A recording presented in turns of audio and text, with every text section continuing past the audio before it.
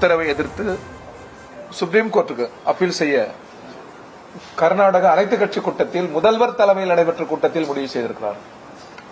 இது ஏற்புடையதல்ல. சட்டத்தின் ஆட்சி முறையை சிதைக்கும். இது சட்டத்தின் மீதான நம்பகத்தன்மையை சீர்குலைக்கும். ஏற்கனவே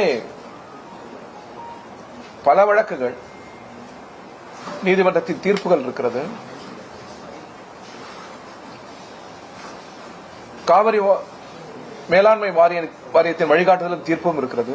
இவை யாவும் தமிழகத்திற்கு உரிய நீரை தர வேண்டும் என்றுதான் தீர்ப்புகள் கூறுகிறது. ஆனால் இன்றைக்கு அந்த நீதிமன்ற தீர்ப்பை எளிதில் கடந்து செல்கிற, காவிரி மேலாண்மை வாரியத்தின் வழிகாட்டுதலை எளிதில் கடந்து செல்கிற முயற்சியில் இன்றைக்கு கர்நாடக அரசு ஈடுபடுவது ஏற்புடையதல்ல. இயற்கையின் கருணையால் இப்பொழுது மழை பொழிகிறது. அணைகளுக்கு ஆபத்து என்கிற காரணத்தினால் நீரை திறந்து விடுகிறார். தமிழ்நாட்டின் கோரிக்கையை ஏற்ற அல்ல, நீதிமன்றத்தின் வழிகாட்டுதலை ஏற்ற அல்ல. எனவே இது நல்ல முறை அல்ல. இது வெறும் குடிநீர் பிரச்சனை அல்ல.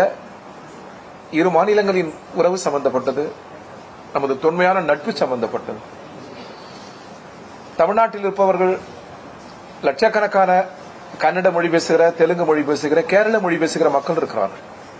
அவர்கள் அனைவரும் ஒரு குடும்பம் போல் வாழ்கிறோம். எனவே நீர் அனைவருக்கும் தேவை. தமிழ்நாடு எப்பொழுதுமே பெங்களூரின் குடிநீர் தேவைகளை கணக்கில் கொள்ளாமல் இல்லை. அதை நாம் மதிக்கிறோம்.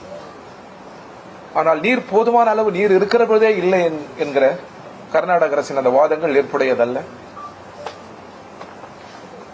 தமிழ்நாட்டிற்குரிய தண்ணீர் நெருக்கடி காலங்களில் நீதிமன்றத்தின் வழிகாட்டுதலின்படி வழங்க வேண்டும் என்பதில் இந்திய கம்யூனிஸ்ட் கட்சி உறுதியாக இருக்கிறது.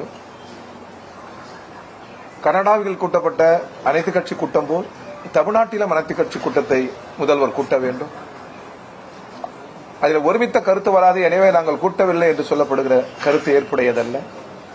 தமிழ்நாட்டில் அனைத்து கட்சிகளும் ஒரே கருத்தில் இருக்கிறார்கள். தமிழ்நாட்டுக்கு தண்ணீர் கிடைக்க வேண்டும் என்று, நீதிமன்ற தீர்ப்பை அமலாக்க வேண்டும் என்று.